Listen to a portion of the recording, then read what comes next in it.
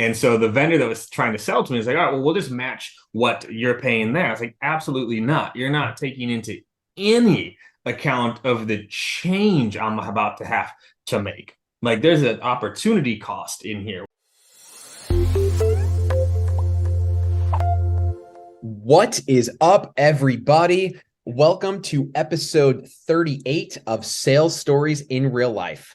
This is the show where professional salespeople share their stories about memorable buying experiences. Today's guest, you probably know him before I even do the introduction.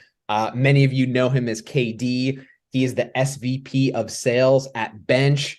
Longtime LinkedIn poster. You have definitely seen his content before. Welcome to the show, Kevin Dorsey. It is a blast to have you here. We're in for a ride today. I heard you had a really interesting experience when you were switching SEP platforms. We're all excited to hear it. Indeed, indeed. This is a fun one. It got dirty. It like CEOs got involved. It was all the things. So now excited to dive in. And I like the premise of the show because I truly believe if more sellers knew what it was like to buy, they would be significantly better sellers. But that's not the case for most sellers. Appreciate that. Appreciate that. As soon as you're ready to go, we're really excited to hear the story, the cliffhanger. I'm like on the edge of my seat over here. For sure. So I think so. This was a few years ago now, almost now, 5, 6 years ago now. Where I was with one sales engagement platform. I had been with them for a while. I had been to their conferences. I had spoken on stage, like just all the things, right? But towards the end of my time with them, like my CSM had switched people like 3 or 4 times. I was no longer getting the support. I was no longer feeling like the love for the company, which allowed for, a competitor to kind of, slide in. So it started with just like, simple conversations. And what the competitor did well, which is how I believe a lot of sellers should sell when you're going in a competitive deal, is I'm already using a sales engagement platform. So they didn't focus on the things that both products could do. They focused their entire pitch, messaging, everything around here's what we do that they don't. And it was a really clever way to go because it was never about bashing the competitor. It was never about bashing who I was using. In fact, they use it as the opposite. They're like, we know you use this, which means we know you care about the problem this solves. We have some things that will solve that even better on top of what they do. Would you be willing to take a look at it? I was like, whatever, screw it. Let's take a look at it. And what was also unique about this, and I'll pause, so I don't know if you want like back and forth with questions here, is their VP reached out to me. So it was not an SDR that reached out to me. It was not an AE that reached out to me. It was their VP of sales reached out directly to me as a VP of sales. I was like, yo, like VP to VP, feel like you should at least take a look at this. Like if you really care about this stuff, you should at least take a look. So the VP to VP outreach that really started this whole process. So I'll pause there and then we can keep going. Yeah, that's a great point to pause at too, because I'm doing outreach, right? I'm making meetings. I'm trying to get people to trial and close business. I'm sure a lot of the people who are listening are. And one of the big things that we want to do is we want to establish equal business stature, right? But if we want to look in the mirror and be objective, it is different when a VP reaches out instead of that SDR, AE, whatever your role is. So from your perspective, you've obviously been in both seats, right? You've been an individual contributor, you've managed, you've been a buyer. What is that like as a buyer, right? When you get that kind of equal playing field of, hey, I'm a VP, you're a VP, like, let's talk about this. Why would that be different if, say, it was an SDR or an AE that did that initial outreach? Well, because they get it, right? I like, and this is coming from a sales leader, y'all. So I get to say this stuff. There is not an SDR, AE, or manager out there that understands what it is to be a VP of sales. Period. I don't care what onboarding you got. I don't care what book you read, what podcast you listened to. You don't know what it's like to wake up and feel responsible for 200 people's livelihoods. You don't know what it's like to wake up and go, if I don't generate $50 million this year, my ass is on the line. You don't know what it's like to try to get that many people to change behavior. And so when that conversation is coming from someone who does get that, it changes the whole dynamic. Now, what made this unique, and this could lead, the conversation somewhere else, is this VP also used their product. So he can speak to me not just as a VP, but as a user. Here's how I run my team with this product. No salesperson can have that conversation with me. So to be able to combine that, like level set on leadership, level set on title, level set on experience, but also level set on usage, it's a totally different conversation. This is why, again, for buyers, this is why I advocate getting customers involved so much earlier.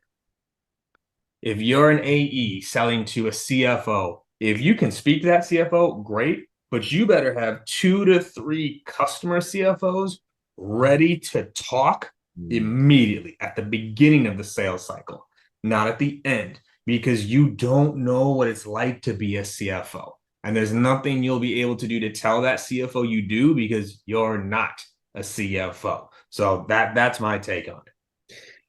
I love the distinction that you made too, because it's not just, hey, I want to talk to a VP because the VP could speak my language, or hey, the VP is on my level. It's, hey, an SDR and AE is going to know the product usage from an individual perspective, not from running an entire team perspective. I love the way you put that. Let's hear the rest of the story. It's getting good.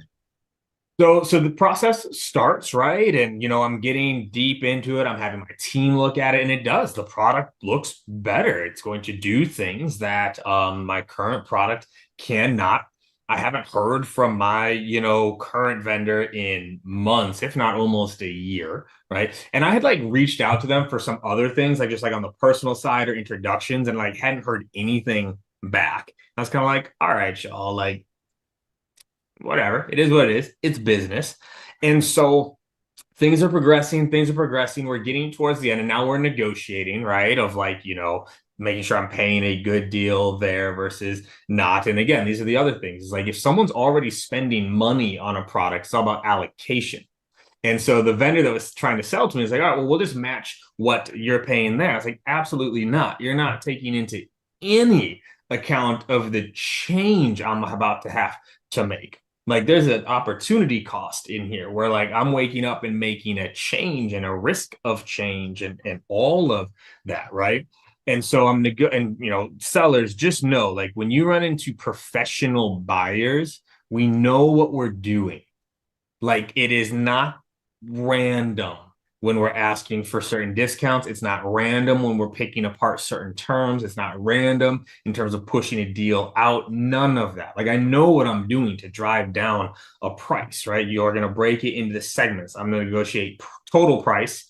Then I'm going to negotiate per seat price. Then I'm going to negotiate the terms. You don't like those terms? I'm coming back to the seat price. Then I'm going to go negotiate when I'm paying. Is it quarterly? Is it month? Like you break it down. So I'm doing all of this process, right?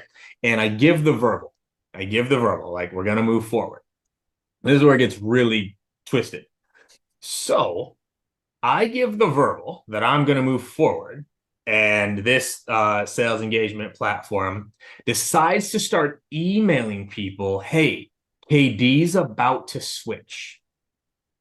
So you start emailing people, right? Yo, we're about to land KD. We're about to get KD to switch from this vendor to us. You should consider the same.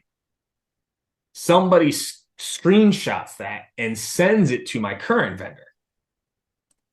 So now all of a sudden, my phone's blowing up from the CEO. My phone's blowing up from their VP of sales. Now I'm gonna like, hey, like, is everything good? Like, we're hearing that you're looking to switch. Like, what can we do? So now I'm in like this legit, like, love triangle type nonsense because the current vendor knows that I'm looking to leave. Like, they know it, right? And that's hard. I wrote an article on this because I thought it was so like just a unique experience. I've been with this company from the beginning. So like, I had a personal like tie there. I felt it was more than business, right? Like I had relationships with people there and I wish them nothing but the best, right? But like, so to leave was hard, even when the product that I was looking at was a better product. To leave was still hard as a person. You even have to have that conversation to say, yeah, sorry, like I'm leaving. So now it's all just it's blowing up because the current vendor is like, what can we do to save you? Blah, blah, blah, blah, blah, blah, what we can do. I'm pissed at the new vendor because I'm like, in a way, like, how dare y'all? Like, really? Like, one, contract not signed. Two, you haven't delivered any value to me. So, regardless of me switching or not, and this is where it'll also get interesting, to use my name, to use like my, brand and reputation to say he's switching, so y'all should too, when it's not me personally vouching for the product I didn't like. So then I just stonewall the other vendor for like 2 weeks. I just didn't even talk to him. I was like, y'all need. So now I'm getting the personal outreach from their CEO apologizing for how all this played out. Right. So here I am. Now I gotta like make this decision. I'm like, okay, what am I gonna do? And at the end of the day, I had to ask the question, like, what do I believe is best for my team? Everything aside, like literally, like this is actually causing me emotional angst of like, who am I going to have to say no to? Because now I'm like 5 months deep into the sales process with this other company. Like I've given a verbal, I don't want to go back on that. But to ask the question, like, what, everything aside, which tool I believe is best for my team right now? And that was the new vendor. Now, best believe, I'll pause again here in a second, but best believe I used all this to get an even better deal with the new vendor because I was like, y'all, first of all, here's what the current vendor came back with. Y'all effed up because you put this out there that allowed my current vendor to swoop in and like offer like 30% off what I'm paying right now and all the add-ons. So y'all aren't just matching that, you're beating that to even consider getting my business now. So negotiated even a better term, had to let the current vendor know that I was leaving, wish them all the best of luck, appreciate everything they had done for me, but that was it. So I'll pause there and we'll keep going because it's definitely not done. Yeah, you got yourself in a pickle here for sure. We kind of like started scraping the surface pre-show, and I did not know. You said it perfectly, like a little love triangle that you found yourself in because you do have love for that first vendor, right? That you've been with them for so long. You spoke at their conferences, you know all their employees personally, and then you do have love for the proposed new vendor because they did good outreach, right? They came with that VP to VP, but then kind of both soured it in their own separate ways. And obviously both of those moves were wrong, but like you talked about the emotional angst, right? Like I think that's something that sellers really don't understand, right? You're not just selling a platform, right? You're not just selling an outcome, right? Hey, we need to get to X metric, right? Our tool is going to help get you there. Like it's also that change. It's also that risk. It's also that opportunity cost, like you referred to earlier. Like if you could go back to that moment and kind of talk about some of those thoughts that are swirling through your mind, right? When it's that fear of change, that cost of change, finding yourself kind of pitted between two vendors that you both have love for individual reasons. What would you kind of talk about was like, say, on your mind at those times to kind of give us the buyer perspective there? Well, it's very similar to relationships in a lot of way, and Robert Cialdini covers this really, really well in his book Influence. Anyone listening, if you haven't read it yet, go read it. Talk about the law of consistency, and when you change vendors, what you are also signaling is that you were wrong. You have to admit that you were wrong. When you are changing vendors, you have to admit that the one you picked was not the right choice. And that's hard for people to do. Even when they know it logically, emotionally, you don't want to admit, like, yeah, like I probably stayed with them too long. It's not the right choice. I've paid them hundreds of thousands of dollars and it's not delivering the level that it needs to. So like you have to admit that you were wrong. Right? That's hard. Anyone listening, every single one of y'all knows exactly what I'm talking about. Everybody that is listening to this has ever been in a relationship, more than likely has stayed in a certain relationship longer than they should have, even though they knew they should leave. The idea of admitting to friends and family and coworkers that you were wrong because they had already probably told you to leave. They had probably already said you got to get out, and you defended, right? You defended that person. Right. It's very similar when you're buying a product at this scale because I got 100 people using this tool right now. And I'll have to stand in front of them and say, hey, we're switching. You know, that tool that I drilled you on and made sure that you were using every single day and trained you? We're switching. So, like, that's a big emotional part that people don't realize that you also do. You have to address when you are selling. It's not about you making the wrong decision last time, it's about making a better decision now. And this is key, y'all. If someone's switching, it's like, you know what? You made the right choice then with the information that you had.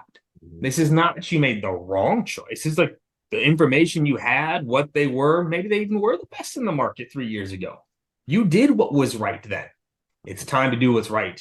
Now is how you start to shift that mindset away from admitting you were wrong. Mm.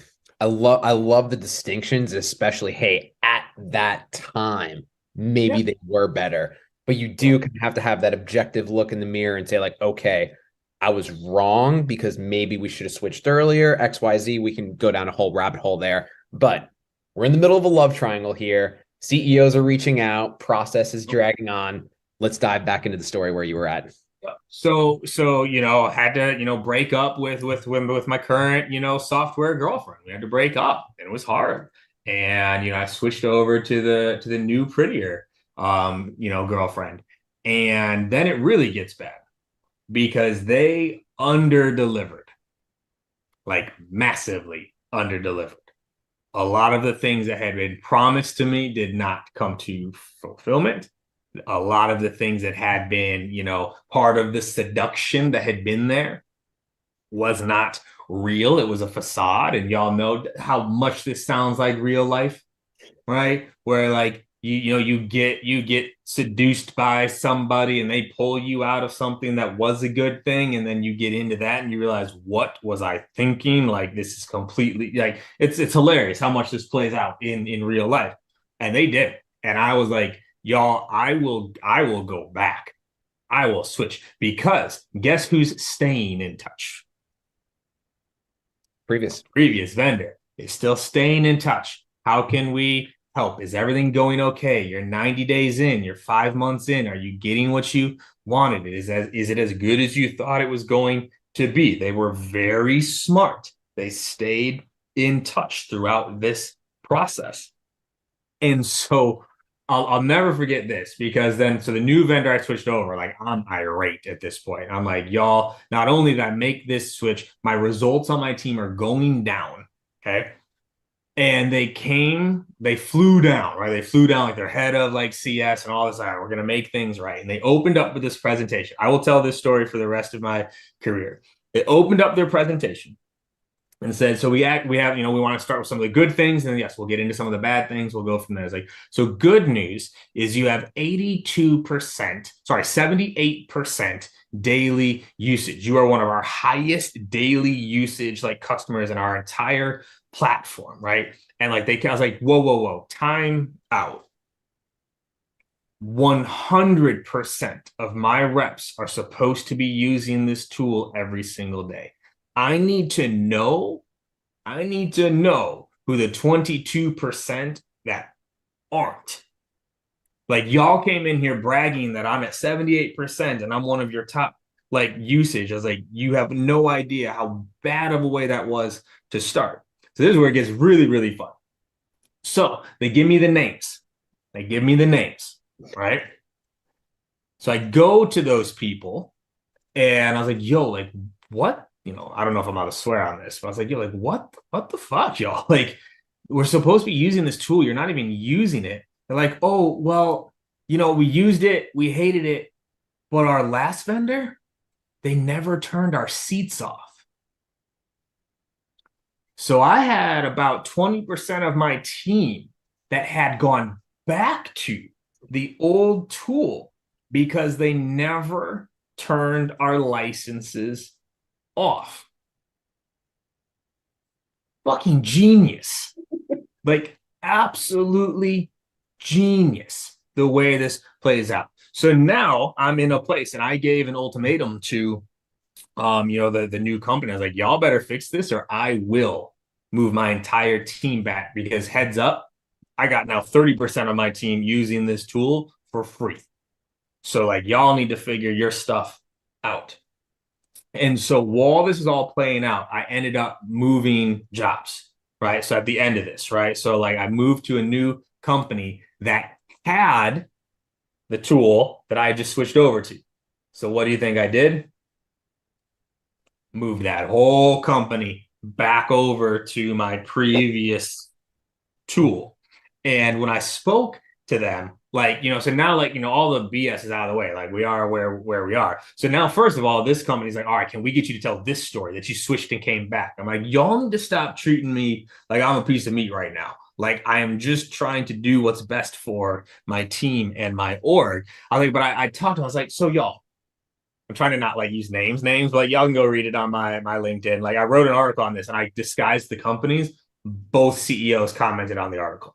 Like they knew who it was. They both jumped on. They both commented. Y'all can go read it. Some, this is whatever 6-7 years old now, so it doesn't matter. But I was talking to their CEO and their head of sales at the time. I was like, so y'all, the not turning on or turning off the seats, like on purpose. They're like, of course that was on purpose. And what I also didn't know, what, again, shady or not, I don't know, is not only did they not turn them off, but they actually pinged the reps. So it wasn't just like they had been staying in touch with me. They had like pinged the reps like, hey, just in case seats are open. And I didn't know that. And so that's how the reps kept using the tool. So they won me back. They won me back. And I was so clear with them. I was like, y'all don't do this to me again. Like, whatever else. And I was with them for 3.5 more years until the exact same thing happened again. Turnover, turnover, turnover. Bad support, bad support, bad support. Other company like reaches out. I'm like, y'all see now I have all the leverage, by the way. I have all the leverage. And I ended up making one more final switch back, and it was the right switch at that point in time, and everything went swimmingly from there. So I don't know who's got a buyer story that tops this one here, but that was the experience, and there was a lot that I think sellers can learn from that. Yeah, I'm speechless over here. I have so many questions I want to ask. I don't even know which order to do them. Oh, I love all of our previous guests, but this is by far the most like roller coaster buying story I've ever heard on this show. So there is so many takeaways to dive into. And it's funny because in the end, it came back to the same thing, right? That lack of support that you touched on. That was the first reason why you started looking at this other vendor in the first place. So I think there are so many companies out there, vendors, obviously in specific, that have a long-term customer and kind of take them for granted almost like, oh, hey, KD's been with us for 4 years. He would never do this and that, right? But like, you've got to pay attention to love, support, right? Make sure your customers are always seeing the results that you promise that you're going to deliver on, because there is another company, a competitor of yours, that would gladly eat your lunch. And I just can't get over the play by, let's say, vendor number one to, first and foremost, obviously they lost that renewal deal, and then they were following up and they weren't like being petty about it, which I thought was really awesome, right? It was like, hey, how's it going? Right? Hey, you're 90 days in. How's it going?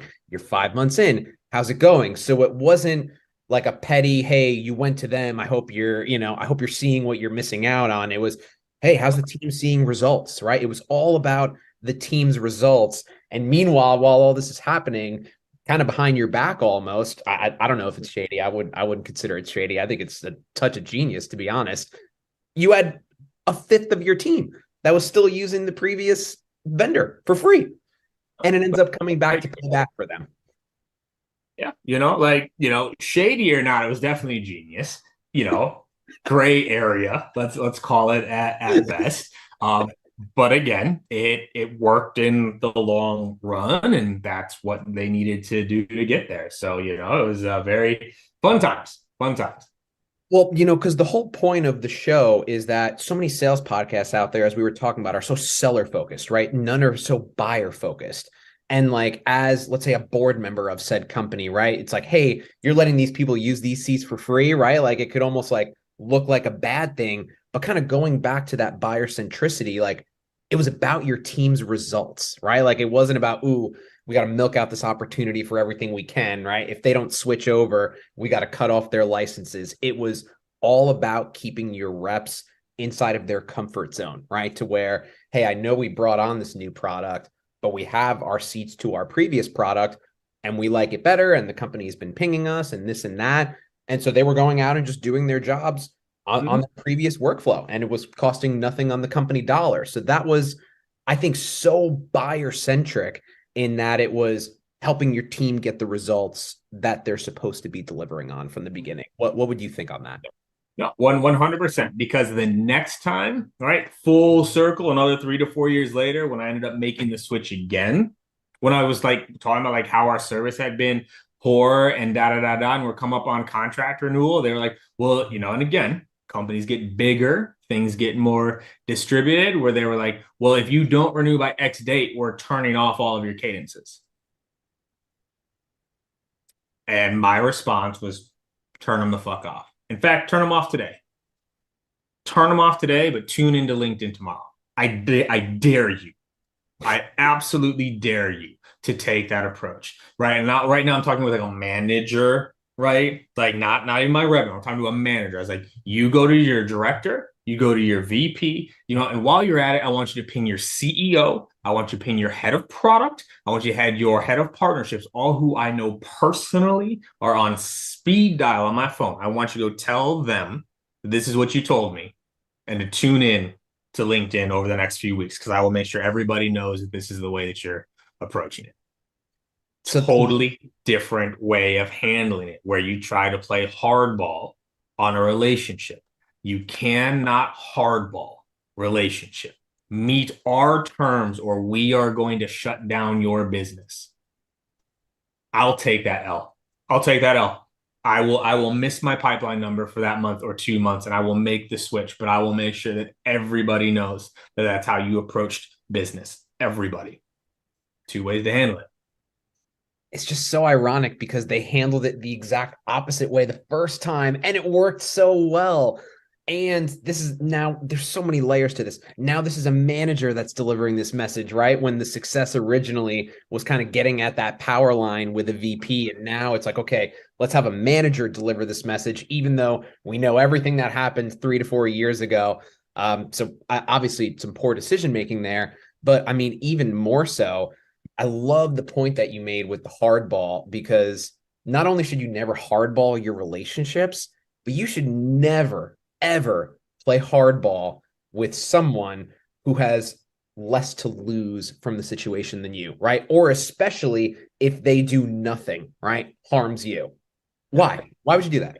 Yeah, well, I don't even know, like, I don't even think I should put the qualifier on there. Never hardball with someone that has less to lose than you. It's just not hardballing with your customers, because even if you save them, then they are going to leave. Even if, I guarantee you hardball, you do those types of things. Okay, you saved them. You saved them. They're as good as gone. And not only as they are good as gone, when they go to their next company, you won't ever have a chance. Period. They will block it no matter what. You're thinking way too short-sighted in that process. And this is what happens when individual goals compete with company goals. Just is what it is. That manager had a churn goal. So they're getting some sort of directive to make sure that people don't churn and da da da da da. And that was one of the tools in their tool belt. And it's like, well, that process killed it. So of course, then I get the phone calls and da da da da. I was like, nah, y'all, we're not playing this game again. Y'all missed it. Y'all missed. You had a shot. You did it to me again. Sorry. All right. That's it. I did what I did, and it's over. I don't think anybody could blame you for that either. My gosh. So there is so much to take away from this. Honestly, this is probably a multi-listen episode for the folks who are still tuned in. And we do still have some B2B buyers that are tuned in, KD. What would be, obviously a lot to take away here, so many layers, but what would be the biggest takeaway that you'd give our sellers, right? From the perspective of a buyer, from the perspective of someone that leads salespeople, right? So you kind of know this whole ecosystem inside and out. what would you leave as the biggest takeaway for them today? Biggest takeaway is one, you really need to understand the day to day of your decision makers, like what they actually care about and all the risks that come with making a decision like this. Most sellers do not do a good job of addressing that risk and removing that risk. So that'd be a big one. The other is it's like you have to involve users at a certain point in time, not just like you're speaking to, directors of marketing, then you need to get them in touch with other directors of marketing that are using your tool. Like this just has to be a part of your cadence, no matter what. The earlier the better. So those would be my two biggest tips in all of this. Those are some great takeaways. Incredible story. I'm like on goosebumps over here. This was freaking amazing. When we drop this episode, we're going to have to link that article too, so that people can kind of get the text version and how all of it was going down in real time. KD, you bring the fire all the time, and you did not disappoint this time. This was an absolute blast. Why don't you plug something here with the audience before we hop off? I mean, you can follow me on LinkedIn. I'm at the stupid connection limit right now, so I can't take any more connections. But definitely give me a follow there, and then just be on the lookout. I've got a sales leadership course launching. I've got a sales course launching. I finally put it all. I've been being asked for years to build it. I'm like, fine. So I built it. So that'll be launching live here soon. So check me out there, and that's where you can find all of my stuff. You're not following KD already, you know what to do. Go follow KD. Keep an eye out for the sales course and the sales leadership course. I know I'll be deeply tuned in for those. You've been a pillar of this community for a long time and obviously continuing as such. KD, appreciate you big time. Sales Stories in Real Life, fam. We will see you next week.